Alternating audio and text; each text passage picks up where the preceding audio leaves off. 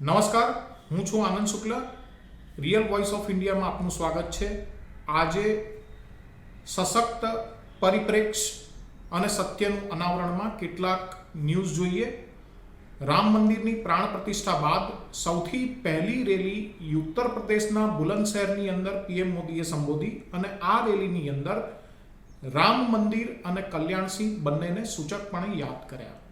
બિહારની રાજનીતિમાં હલચલ છે કારણ કે નીતિશ કુમારે વંશવાદ ઉપર નિવેદન આપ્યું છે અને આ નિવેદન બાદ લાલુ પ્રસાદ યાદવના નાના દીકરી રોહિણી આચાર્યએ જવાબી ટ્વીટ કર્યું છે. નીતિશ કુમારના વંશવાદ પર કરવામાં આવેલા નિવેદનનું સમર્થન વડાપ્રધાન નરેન્દ્ર મોદીએ પોતાની ટિપ્પણી દ્વારા કર્યું છે. નીતિશ કુમારને લઈને જે અટકળબાજીઓ ચાલી રહી છે બિહારના રાજકારણમાં, તેની વચ્ચે નીતિશ કુમારના જૂના સાથી અને બિહારના ભૂતપૂર્વ મુખ્યમંત્રી જીતનરામ માંઝીએ એક મોટી પોલિટિકલ હિન્ટ આપી છે અને એ હિન્ટમાં એમણે કહ્યું છે કે બિહારમાં ખેલા ચાલુ છે.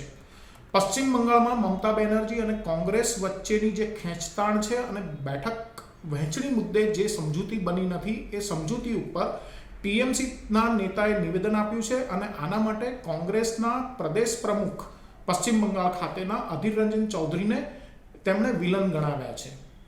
આ સિવાય કર્ણાટકમાં કોંગ્રેસને એક બહુ મોટો આંચકો લાગ્યો છે. ચૂંટણી પહેલા બીજેપીના લિંગાયત નેતા જેઓ કોંગ્રેસમાં જોડાયા હતા એ હવે ફરી પાછા ભાજપની અંદર ઘર વાપસી કરી ચૂક્યા છે. લિંગાયત નેતા દિગ્ગજ નેતા બીએસ યેદુરપ્પાએ તેમની બીજેપીની અંદર વાપસી કરાવી છે.